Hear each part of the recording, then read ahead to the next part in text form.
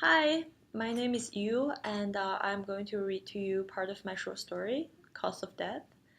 The story is about Tina, a autopsy technician, and her friend Roy, a pathology resident, who always made her think about her baby brother. So Roy committed suicide, and here came a day when Tina was working on her own, dissecting a patient who passed away, started daydreaming, or if you would say hallucinating, that Roy was still with her. I'm going to read the second part of the story, and I hope you like it. Roy and I both held our breath as he flipped the chest plate up. Cancer. White lumps of poorly differentiated tissue clinging onto the inner side of his chest plate, his pericardium, the membrane that wrapped the heart, his lungs, and his diaphragm. I cut into his abdomen, and with a small amount of ascites, more cancer was revealed. The liver was hardly its original organ anymore. A sizable ball of hardened white-yellow overgrown malignant cells had squeezed the normal tissue to one side. A gray-black color appeared on a lengthy section of his necrotic small bowel. Holy Mother of God. I wonder how he had lived and breathed and ate with this broken body in the past 20-something years. When he had walked on the street, heading to his endless hospital visits, had anyone passing by even realized how broken he was inside and how close to death he'd been? I clamped and collected the bowels into a separate tray. Roy watched me doing this less pleasant part of my job. How have you been? His calm voice above me asked. You look, exhausted. I have been worried. Exhausted was an euphemism. I had not looked into a mirror for a while, but I knew I was not too different from that saggy, worn-out sofa back in the autopsy service. Though it was pleasant to know that Roy was worried about me. It's been hard. I clamped the lower end of the rectum and took the large part of colon out. You don't understand, Roy. I've been having these horrible dreams like... I paused. I suddenly realized that I did not actually remember any of the dreams, except for the enormous sadness they flooded me with. What in hell were they? Whatever. I gave up searching for those lost dreams. Let me pull the entire block of organ out and they're all yours. I'll fix those lungs for you. I looked for my knife buried under the towels, but the lab door swung open. Michael Cho, a second-year pathology resident, walked in, holding the door with his foot and putting on his gloves at the same time. Hey Tina, sorry I'm late. I saw the page, but the baby started puking.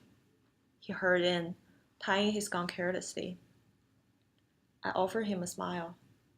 Absolutely no worries, Michael. I did not know you were coming here today as well. Michael asked curiously.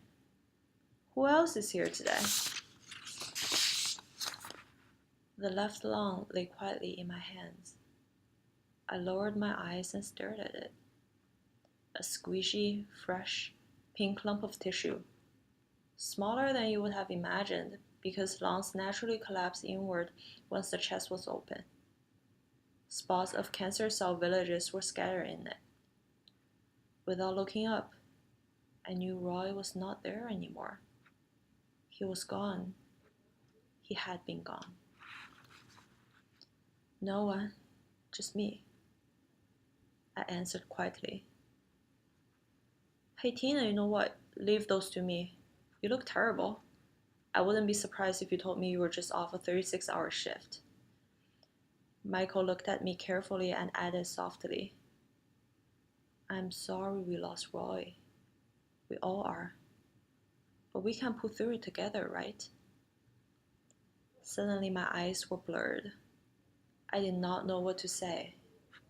It must be this face shield, I thought, always fogging up.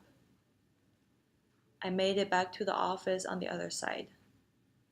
Different from what one might imagine, the autopsy office was a warm, cozy room with wooden desks, outdated computers, and one single old sofa that no one ever thought to replace. How could I so easily forget that Roy had died? Following his suicide, a whole wave of mainstream media featured his case of physician burnout. The entire department was flushed with counseling, grief support groups, and an overwhelming amount of good wishes and nice words, all to prevent the next case from happening again. I was confused. Was Roy burned out?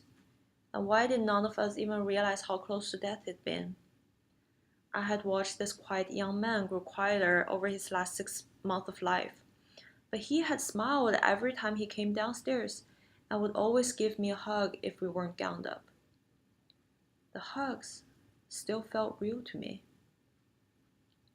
He had never mentioned a word about his depression or whatever they said in the news.